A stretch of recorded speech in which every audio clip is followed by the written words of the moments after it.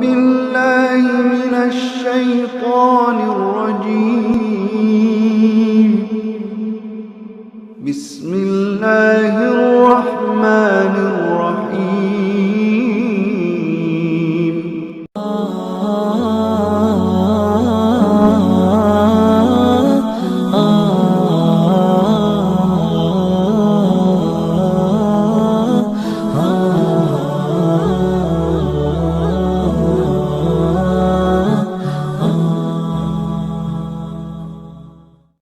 Wasari'u ila maghfirah. Segeralah kamu dalam ampunan Allah. Bersegera kamu dalam menjemput taubat kamu. Maka yang mulia, untuk orang berdosa Allah perintahkan untuk wasari'u ila maghfirah. Segera kamu dalam ampunan Allah. Bersegera kamu untuk menjemput taubat kamu. Tetapi hanya untuk para dai, fafirru ilallah. Berlari kamu jemput orang-orang yang mau bertobat kepada Allah. Hadirin yang mulia, Allah perintah kepada kita fafirru ilallah. Untuk dai-dai ini Allah perintahkan kepada kita untuk apa hal yang berlari menjemput orang-orang yang mau bertobat. Kalau seandainya kita tidak mau berlari keluar di jalan Allah SWT, mengorbankan harta dan diri kita, perasaan kita, hadirin yang mulia, dan menambahkan pengorbanan takaza-takaza agama kepada kita, maka orang-orang yang sudah niat tobat terlupakan gara-gara apa? Dibujuk rayu lagi oleh iblis, laknatullah alaihi. Maka hadirin yang mulia, fafirru ilallah. Berlari kita. Dai ini diminta oleh Allah untuk berlari, hadirin yang mulia. Untuk apa berlari? Menjemput orang-orang yang mau diajak taubat. Jadi bukan kita mau senangkan diri kita lagi keluarin yang mulia, tapi senangkan Allah Subhanahu wa taala. Kita mau menjemput orang-orang yang mau keluar di jalan Allah Subhanahu wa taala, yang niatnya masih setengah, yang niatnya masih seperempat, yang amalnya masih sedikit, masih setengah, separuh. Kita mau kuatkan mereka sehingga mereka mau 100% dan mereka keluar di jalan Allah Subhanahu wa taala. Alhamdulillahi Rabbil Alamin. Wassalatu wassalamu ala Sayyidina Muhammadin wa alihi wa sahbihi wa sallim. Wa qala Allah subhanahu wa ta'ala, a'udzu billahi minasy syaithanir rajim. Bismillahirrahmanirrahim. Ya ayyuhalladzina amanu taqullaha wa qulu qawlan sadida yuslih lakum a'malakum wa yaghfir lakum dhunubakum. Wa qala aydan, wa man ahsanu qawlan mimman da'a ila Allah wa 'amila salihan wa qala innani minal muslimin. Wa qala Nabi sallallahu alaihi wasallam, kullu ummati yadkhulunal jannah illa man aba. Ila ya Rasulullah ma ya'ba, qal man ata'ani dakhalal jannah wa man asa'ani faqad aba, kama qala Rasulullah sallallahu alaihi wasallam. Hadirin yang dimuliakan oleh Allah Subhanahu wa taala, kita berbanyak syukur hari ini kepada Allah Subhanahu wa taala. Begitu banyak nikmat yang Allah SWT berikan, hadirin yang mulia. Dari semenjak kita bangun tidur tadi pagi dan sebentar lagi selepas Isya akan tidur kembali, tak terhitung jumlah nikmat Allah SWT.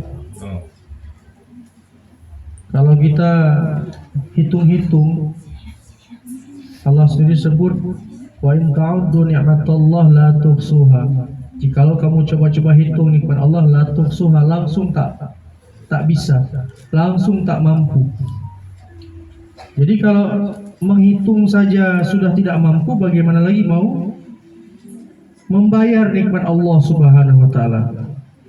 Dan Allah Subhanahu wa taala tidak minta bayar kepada kita akan nikmat-nikmat yang telah diberikan, hadirin yang mulia. Tidak ingin kita bayaran.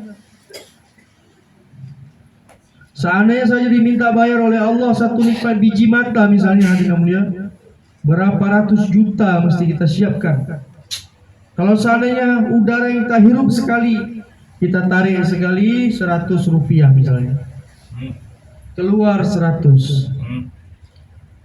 Sehari semalam berapa jumlah tarikan udara dan keluar udara yang kita keluarkan? Lagi tidur pun kita butuh udara hadirin yang mulia. Kita katakanlah 5.000 kali sekali tarik udara dan keluarkan udara 5.000 kali. 5.000 kali 100 hadirin yang mulia. Berapa satu hari kita keluarkan hanya untuk satu nikmat Allah, yaitu udara. Hadirin yang dimuliakan oleh Allah Subhanahu wa taala, Allah Alimul ghaibi wasyahadah. Allah tahu sesuatu yang kita tidak tahu, yang sesuatu kita tidak nampak. Allah Maha tahu bahwasanya kita ini adalah makhluk yang lemah. Jangankan untuk bayar nikmat Allah, hitung saja tak mampu. Makanya Allah nggak minta bayar. Disuruh hitung pun tidak. Hadirin yang Allah minta apa? Hadirin mulia, wa may yashkur. Barang siapa bersyukur, fa inna ma yashkuru li nafsihi, akan balik kepada orang yang bersyukur itu hadirin. Yang diminta oleh Allah, kita ini bersyukur kepada Allah, bukan untuk bayar, bukan untuk hitung nikmat-nikmat Allah Subhanahu wa taala. Disuruh kita bersyukur saja. Firman Allah SWT sebutkan, maknanya lebih kurang, barang siapa bersyukur akan nikmat Allah, ditambah lagi nikmatnya. Barang siapa tidak mau bersyukur, malah kufur, nikmat yang ada dicabut oleh Allah, diberi azab. Sepedih-pedih azab itu bukanlah masuk neraka jahanam, kata ulama kita. Tapi sepedih-pedih azab itu adalah bila mana satu orang dulunya taat kepada perintah-perintah Allah, ya, semua perintah-perintah Allah mampu diamalkan, Allah cabut hidayah dalam dirinya sehingga dia tidak kenal lagi Allah, yang mulia. Ya, sehingga sebab dia tidak kenal dengan Allah, malah dia melanggar perintah-perintah Allah, jalan menuju Allah sudah terputus, akhirnya dia mati dalam keadaan tidak membawa iman yang sempurna, masuk dalam nerakanya Allah SWT. Hadirin yang mulia, seorang ulama telah berdoa, ya Allah, tanamkan dalam hatiku rasa syukur kepadamu walaupun hanya setetes. Ulama ini telah minta kepada Allah untuk Allah wujudkan rasa syukur kepada nikmat-nikmat Allah ini walaupun hanya setetes saja. Ternyata betul hadirin yang mulia, qalilan ma tashkurun, sangat sedikit orang yang mau bersyukur kepada Allah Subhanahu wa taala. Termasuklah kita saat ini hadirin yang kurang syukur kita. Kita ini hadirin yang mulia sudah banyak betul nikmat Allah berikan. Salah satu nikmat yang sangat besar Allah berikan kepada kita bukan hanya setakat hidayah lagi hadirin yang mulia. Kita menjadi asbab hidayah untuk orang lain. Tapi kita kurang bersyukur akan nikmat ini hadirin yang mulia. Kita merasa kita ini hanya biasa-biasa saja. Ya, kita menganggap perintah-perintah Allah, ya, usaha yang telah kita jalani sekarang ini adalah biasa-biasa saja. Akhirnya kita cuek, ya, tidak mau meningkatkan pengorbanan. Ini salah satu tanda tidak bersyukurnya kita kepada Allah Subhanahu wa taala. Ya. Nabi SAW panjang, sholatnya panjang, hingga Aisyah radhiyallahu anha bangun di tengah malam mengatakan, ya Rasulullah, kenapa mesti capek-capek seperti ini, sholat panjang-panjang? Engkau kan sudah diampunkan dosa-dosamu oleh Allah, yang dulu, yang sekarang, yang akan datang, nggak ada lagi dosa ya Rasulullah. Maka apa kata Nabi SAW? Apa tak boleh aku menjadi hamba yang bersyukur kepada Allah? Hadirin yang mulia, tanda syukur Nabi itu, Nabi habiskan masa untuk mentaati perintah-perintah Allah, menambahkan pengorbanannya untuk taat kepada perintah-perintah Allah. Hari ini hadirin yang mulia, kita sudah diberikan satu asbab, satu peluang usaha yang bisa menyelesaikan semua masalah-masalah kita, baik di dunia yang sementara, akhirat yang selama-lamanya, diberikan oleh Allah dengan cuma-cuma hadirin yang mulia. Diberikan kita satu kerja, usaha yang menyelamatkan diri kita, keluarga kita, bahkan banyak masyarakat kampung yang lain akan selamat dengan usaha yang mulia ini hadirin yang mulia. Tapi ternyata kita tidak bersyukur kepada Allah SWT. Apa tandanya hadirin yang mulia kita tidak bersyukur kepada Allah? Kita tidak menambahkan pengorbanan kita untuk Allah SWT. Ya, kalau Nabi SAW menampakkan rasa syukurnya itu dengan berpanjang-panjang di dalam sholatnya, ya, buat pengorbanan untuk agama habis-habisan hadirin yang mulia, kita apa yang kita tanda syukur kita kepada Allah SWT, apa yang kita buat? Maka hadirin yang mulia, ya, tambahkan syukur kita kepada Allah SWT dengan cara kita apa hadirin yang mulia, meningkatkan pengorbanan kita untuk agama Allah SWT. Ini semua hadirin yang mulia akan dikembalikan untuk kita sendiri, bukan untuk orang lain. Usaha yang kita lakukan saat ini hadirin yang mulia adalah untuk diri kita. Ketika satu orang dimasukkan ke dalam kubur, yang Allah soal nanti adalah masalah keimanan, dan imannya yang sendiri akan menjawabnya, bukan orang lain. Maka sejauh mana orang telah usaha atas iman atas dirinya, maka sejauh itu pula lah pertanyaan-pertanyaan di dalam kubur akan mudah dia jawab. Ya. Apabila dia usaha, misalnya hari ini yang mulia, usaha kita diarahkan untuk full 2,5 jam, ya, full 2,5 jam.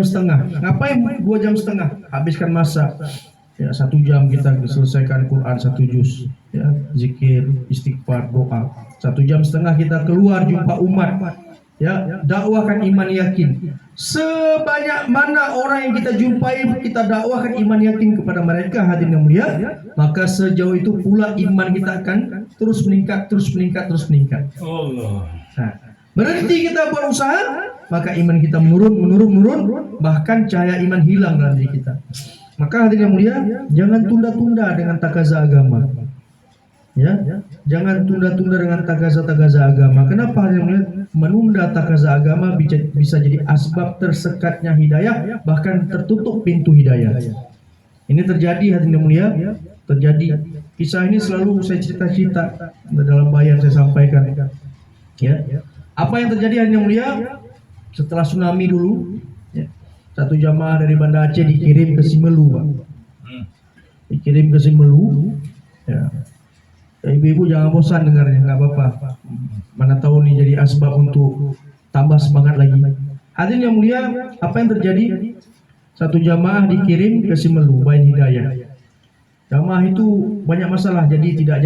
Akhirnya dimusyawarahkan untuk tetap berangkat. Akhirnya semua samina wa ta'na berangkat dengan perbekalan apa adanya. Hadirin yang mulia, langsung berangkat Bayan Hidayah sampai ke Simelu, ya, lagi hujan deras. Dulu selepas tsunami itu, ya sekitar tahun 2006 itu, jalan-jalan di sana tuh masih berbatu-batu. Dan ketika itu hujan turun deras, mobil nggak bisa lewat, Pak, hujan. Ya, akhirnya licin itu, jalan-jalan itu licin karena banyak batu-batu. Dan jalan pun terjal. Maka jamaah musyawarah ketemu satu musala kecil yang sudah tak terpakai lagi. Apa yang terjadi hadirin mulia? Musyawarah nih jamaah, akhirnya putus amir, ya udah kita di sini 3 hari dulu, ya, sambil kita buat usaha di sini, apa yang bisa kita buat. Akhirnya mereka bersihkan musala dan sebagainya. Ketika menjelang maghrib buat jolah, ya, buat jolah. Ketemulah satu rumah gubuk. Ketika diketok, assalamualaikum, waalaikumsalam. Maka keluar satu orang tua renta yang usia sekitar 68, 69, hampir 70 tahun, sudah tua sekali. Ya. Maka hadirin yang mulia, dia katakan, ngapain kemari, saya nggak ada punya uang, kasih sedekah katanya. Nah, pergi aja katanya. Oh, bukan mau minta sedekah nih, Pak, kami dari Banda Aceh mau silaturahim, mau ajak Bapak ke musala, kita ada buat ceramah. Maka menjerit nangis dia, Pak, menjerit menangis dia sejadi-jadinya. Ya Allah, saya udah usia sekitar 69 tahun ini, baru hari ini ada orang yang ajak saya pergi ke masjid katanya. Allah. Hari ini baru ada orang yang ajak saya pergi ke masjid. 69 tahun usianya, baru ada orang yang ajak dia pergi ke masjid. Baru sekarang ini ada katanya. Menangis dia. Dia katakan, saya bukan nggak mau ke masjid, saya nggak tahu cara wudhu bagaimana, saya nggak tahu cara Al-Fatihah gimana, Pak. Maka nih dibujuk rayu akhirnya mau. Ya udah, ikut aja Pak, nanti kita ajarkan.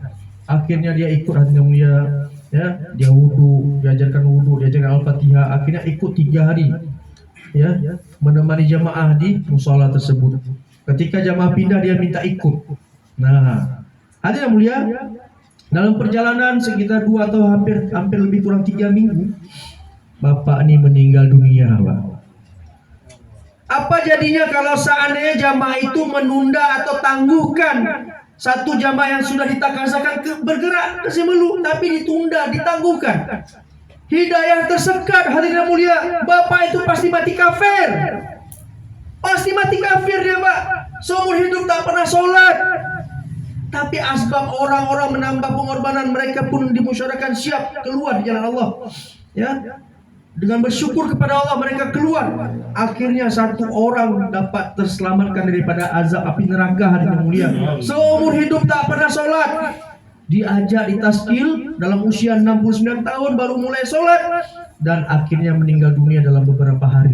Kalau seandainya kita pikir pakai otak kita, ketika itu jamaah nggak jadi, apa yang terjadi, Pak? Mati juga itu orang tua, tapi mati dalam keadaan tidak bawa iman. Allah. Hadirin mulia, ya, bukan satu kisah nih Pak, banyak kisah. Bahkan kita dengar kemarin jamaah-jamaah yang digerakkan ke negara jauh, ya kan? Digerakkan ke Kolombia, berapa orang masuk Islam? 1.500 orang masuk Islam, Pak. Kalau seandainya jamaah Medan itu nggak bergerak ke Kolombia, apa yang terjadi? Nggak juga dapat hidayah sana, orang-orang di sana hadirin mulia tidak dapat hidayah, tersekat.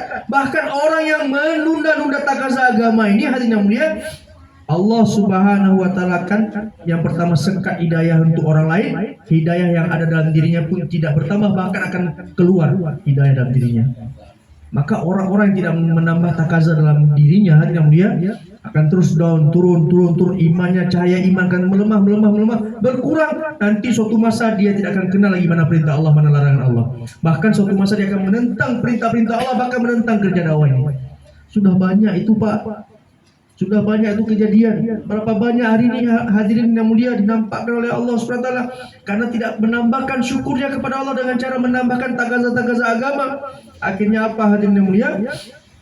Ya, orang lain tidak dapat hidayah, dirinya pun dicabut hidayah oleh Allah SWT. Diganti sama orang yang lebih siap lagi untuk ambil usaha atas hidayah. Hadirin yang mulia, Allah kuasa bisa kasih hidayah kepada setiap orang yang hidup di atas dunia ini. Tapi Allah Subhanahu wa taala mau memuliakan orang-orang yang menjadikan dirinya asbab hidayah untuk orang lain. Ya, Allah mau memuliakan, meninggikan derajat orang-orang yang menjadikan dirinya asbab hidayah untuk orang lain, Pak. Kadang-kadang orang bertanya, satu orang telah datang pada Maulana Sa'ad dan berkata, "Syekh, engkau ni aneh, suruh orang keluar sana keluar sini, dakwah sana dakwah sini. Dia tinggalkan anak, dia tinggalkan istri dalam keadaan kadang-kadang nggak ada bekal, ya. Ini kan zalim," katanya. Kata Maulana Sa'ad, gara-gara dia buat pengorbanan, gara-gara dia buat pengorbanan kecil, hanya 1-2 orang saja yang terzalimi, tapi telah terselamat ratusan orang yang terzalimi di seluruh dunia gara-gara dia bergerak. Apa maksudnya hadirin yang mulia? Asbab pengorbanan orang rumahnya, istrinya, anaknya berlapar-lapar, kadang-kadang tidak ada bekal hadirin yang mulia, ya, dengan suaminya keluar di jalan Allah SWT. Apa yang terjadi? Allah jadikan asbab hidayah untuk orang lain. Beribu orang masuk Islam, beribu orang keluar di jalan Allah, akhirnya selamatlah ribuan keluarga daripada jahanamnya Allah SWT. Asbab apa? Pengorbanan. Hadirin yang dimuliakan oleh Allah Subhanahu wa taala, para sahabat radhiyallahu anhum mereka semua buat pengorbanan hadirin yang mulia. Enggak ada sahabat itu yang tidak buat pengorbanan. Sehingga apa? Pengorbanan yang dibuat oleh para sahabat radhiyallahu anhum ajma'in ini menyukakan Allah Subhanahu wa taala. Sehingga hadirin yang mulia banyak ayat-ayat Quran yang turun gara-gara tingkah laku sahabat. Gara-gara apa hadirin yang mulia? Gara-gara tingkah laku sahabat. Kenapa Allah begitu sayang, begitu cinta kepada para sahabat? Karena sahabat ini punya karakter satu saja, samina wa ata'na. Kami dengar, kami amalkan, kami patuhi, kami laksanakan. Contohnya hadirin yang mulia, kisah seorang sahabat Nabi baru pulang keluar di jalan Allah SWT. Namanya siapa hadirin yang mulia?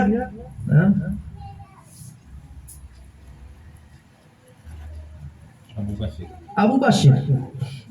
Seorang sahabat baru pulang keluar di jalan Allah, baru saja sholat maghrib bersama Nabi Shallallahu Alaihi Wasallam. Abu Basir, ya. Maka ketika itu Nabi Shallallahu Alaihi Wasallam telah menoleh ke belakang, wahai Abu Basir, itu jamaah telah disiapkan, satu jamaah belum ada amir, kamu kena berangkat lagi bersama jamaah tersebut keluar di jalan Allah SWT. Abu Basir, nggak ada bantah Pak. Enggak ada katakan, ya Rasulullah, aku baru pulang taskil 6 bulan ya Rasulullah. Belum tengok bini, belum tengok anak lagi ya Rasulullah. Kerjaku tak macam mana. Tapi apa dia katakan? Sami'na wa ta'na. Ya Rasulullah, izinkan saya pulang sebentar saja untuk melihat ahli keluarga saya, sebentar saja. Maka hadirin yang mulia selepas maghrib dia pulang hadirin yang mulia. Dia pulang. Maka tahulah kita anak yang sudah berhari-hari, berminggu-minggu, berbulan-bulan Sudah tak jumpa lagi sama bapak dia. Tiba-tiba pulang bapaknya bagaimana? Meriah, gegap gempita, senang betul anaknya. Abi pulang, wah senang. Namanya Bashir hari ini. Ya. Maka Bashir begitu senangnya, maka dia genggam baju jubah bapaknya ni Abu Bashir ini, dia genggam sekuat-kuatnya, nggak mau dilepas. Dia tanya, mana Umi? Umi di dalam. Pas dilihatnya, Umia istrinya dalam keadaan sakit, dalam keadaan istrinya sakit, maka dia katakan, Abu Bashir katakan kepada istrinya, wahai istriku, Rasulullah SAW telah perintahkan aku untuk bawa jamaah lagi keluar di jalan Allah SWT. Apa kata istrinya? Sami'na wa ta'na, enggak ada bantah-bantah. Dia katakan, silakan engkau berangkat wahai suamiku. Ya, sang pencari rezeki telah berangkat, tetapi yang maha pemberi rezeki bersamaku saat ini. Allah. Sakit hanya dalam keadaan sakit, tapi ridho suaminya keluar di jalan Allah. Bagaimana Allah enggak senang sama mereka hati mulia?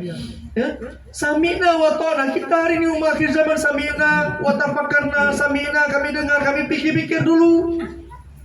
Kami sami'na wa diskusina, kami dengar, kami diskusikan dulu. Nanti saya musyawarahkan dulu sama istri saya, Pak. Kalau istri saya kasih izinkan saya keluar 40 hari, saya keluar 40 hari. Kalau nggak dikasih ya udah saya nggak keluar, Pak. Begitu bencongnya kita hari ini, rijal kita dicabut oleh Allah SWT. Ya, orang yang ar-rijalu qawwam. Seharusnya laki-laki itu adalah rijal, qawwam, pemimpin. Tapi dia tanya sama bininya, saya tanya dulu sama istri saya, Pak. Kalau istri saya izinkan saya berangkat, kalau enggak ya udah saya nggak jadi. Ini ya laki-laki ya, yang rijalnya dicabut oleh Allah Subhanahu wa taala. Sifat rijalnya hilang karena dia gara-gara tidak mau perjuangkan agama, akhirnya jadi bencong. Ya. Hadirin yang dimuliakan oleh Allah Subhanahu wa taala, akhirnya Abu Bashir dalam keadaan nangis, ya.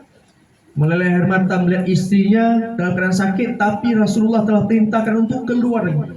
Pertanyaannya, apakah Rasulullah zalim ketika itu nggak tahu istrinya lagi sakit? Hah? Apakah Allah Subhanahu wa taala tidak tahu istrinya sakit ada yang mulia? Tapi kenapa Rasulullah perintahkan kepada Abu Bashir untuk keluar lagi di jalan Allah Subhanahu wa taala, bawa jamaah lagi hadirin yang mulia? Ya? Allah mau memuliakan mereka hadirin yang mulia. Bukan mau menyiksa mereka.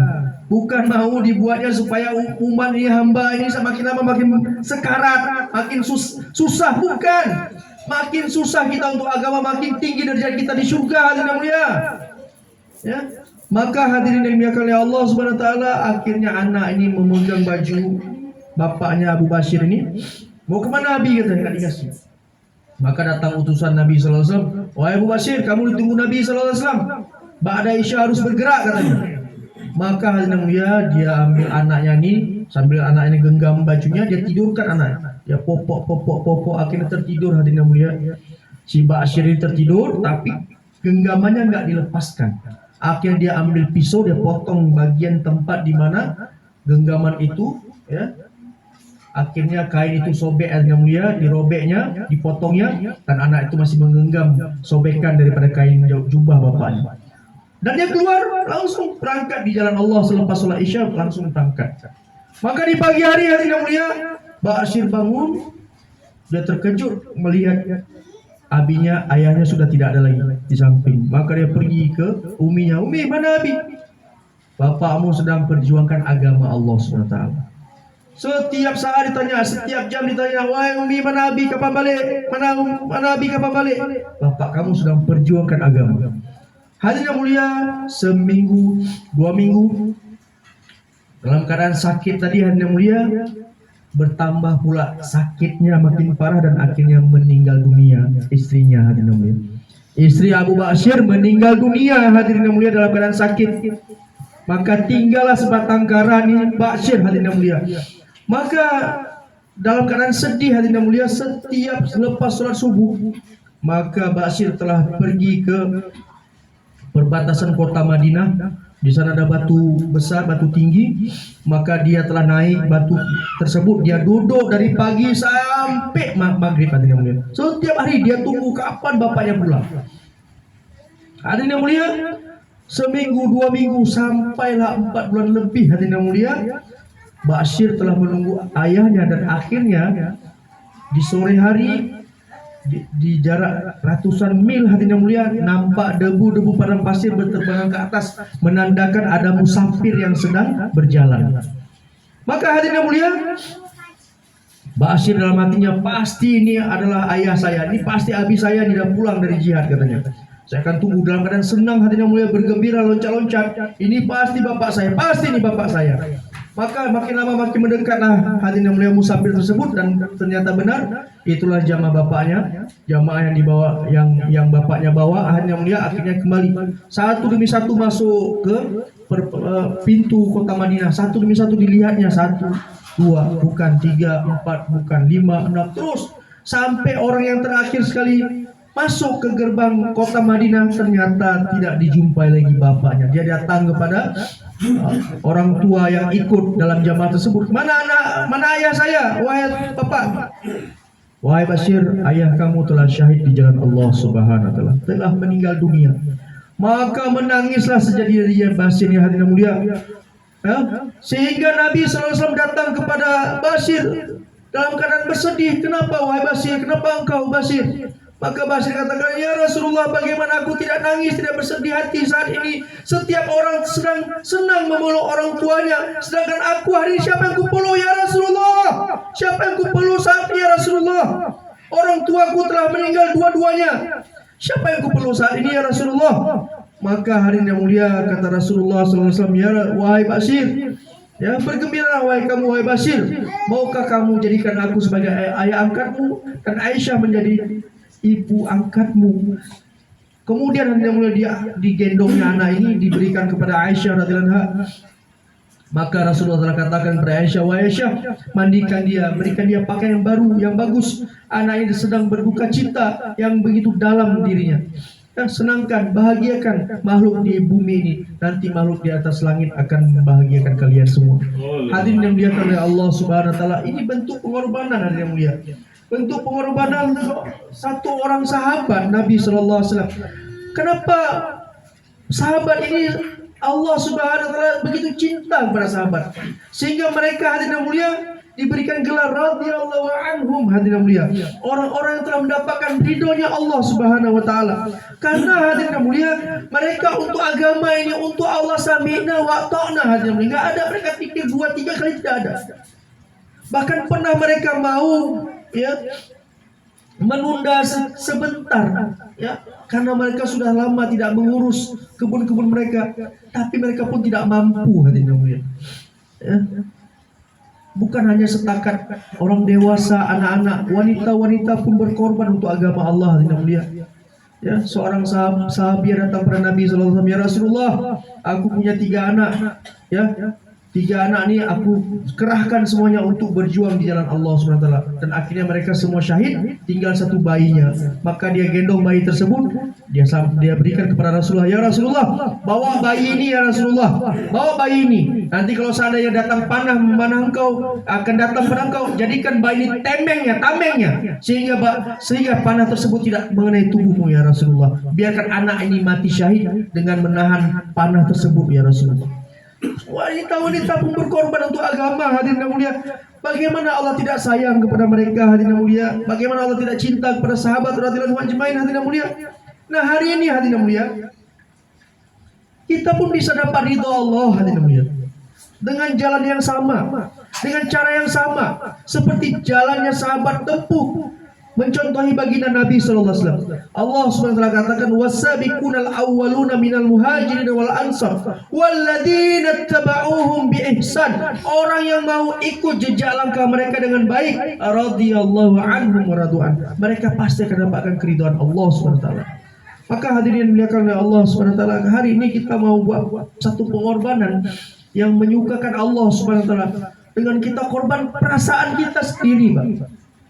Kita mau korbankan harta kita, diri kita, perasaan kita untuk umat, untuk agama, hingga agama ini wujud di tengah-tengah umat, sehingga Allah senang, hadirin dia. Allah senang kepada orang yang tobat, tapi Allah jauh lebih senang kepada orang yang membuat orang itu tobat, hadirin dia. Maka Allah SWT katakan dalam Al-Quran, wasari'u ila maghfirah, segeralah kamu dalam ampunan Allah, bersegeralah kamu dalam menjemput tobat kamu. Maka yang mulia, untuk orang berdosa Allah perintahkan untuk wasari'u ila maghfirah. Segera kamu dalam ampunan Allah. Bersegera kamu untuk menjemput taubat kamu. Tetapi hanya untuk para dai, fafirru ilallah. Berlari kamu jemput orang-orang yang mau bertobat kepada Allah. Hadirin yang mulia, Allah perintah kepada kita fafirru ilallah. Untuk dai-dai ini Allah perintahkan kepada kita untuk apa halnya berlari menjemput orang-orang yang mau bertobat. Kalau seandainya kita tidak mau berlari keluar di jalan Allah SWT, mengorbankan harta dan diri kita, perasaan kita, hadirin mulia, dan menambahkan pengorbanan takaza-takaza agama kepada kita, maka orang-orang yang sudah niat tobat terlupakan gara-gara apa? Dibujuk rayu lagi oleh iblis. Laknatullah alaihi. Maka hadirin mulia, fafirru ilallah. Berlari kita. Dai ini diminta oleh Allah untuk berlari, hadirin mulia. Untuk apa berlari? Menjemput orang-orang yang mau diajak taubat. Jadi bukan kita mau senangkan diri kita lagi keluar ini, hadirin mulia, tapi senangkan Allah Subhanahu wa taala. Kita mau menjemput orang-orang yang mau keluar di jalan Allah Subhanahu wa taala, yang niatnya masih setengah, yang niatnya masih seperempat, yang amalnya masih sedikit, masih setengah, separuh. Kita mau kuatkan mereka sehingga mereka mau 100% dan mereka keluar di jalan Allah Subhanahu wa taala. Hadirin yang mulia, ya, Pak Cecep almarhum sudah sampaikan, ya, kalau orang tobat terus hanya istighfar, dia belum tobat, itu namanya. Ya, kalau hanya istighfar, itu baru zikir minta tobat, baru mau tobat. Tapi kalau dia tobat, dia keluar di jalan Allah Subhanahu wa taala, itu baru tobat yang betul. Maka untuk hadirin yang mulia, untuk kita mau memberikan umat ini supaya cepat tobatnya diterima oleh Allah Subhanahu wa taala, maka kita fafirru ilallah, kita berlari, segera siapkan diri kita keluar di jalan Allah Subhanahu wa taala. Hadirin yang mulia, kita jemput orang-orang yang mau kembali kepada Allah. InsyaAllah bersedia. Maka hadirin jamaah Masturo ini penting digerakkan, karena tanggung jawab agama ini bukan hanya untuk laki-laki saja, hadirin yang mulia. Jamaah Masturo ini pun sama filosofi pikirnya untuk agama ini.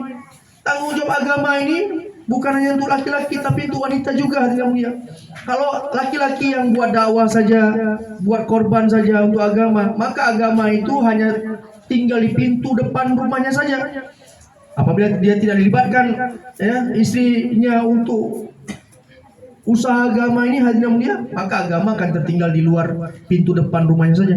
Tapi apabila istrinya diikut sertakan dalam usaha agama ini, hadirin yang mulia, maka hidayah Allah lebih cepat lagi turun dan agama akan lebih mudah masuk ke dalam rumah-rumah tangga, hadirin yang mulia.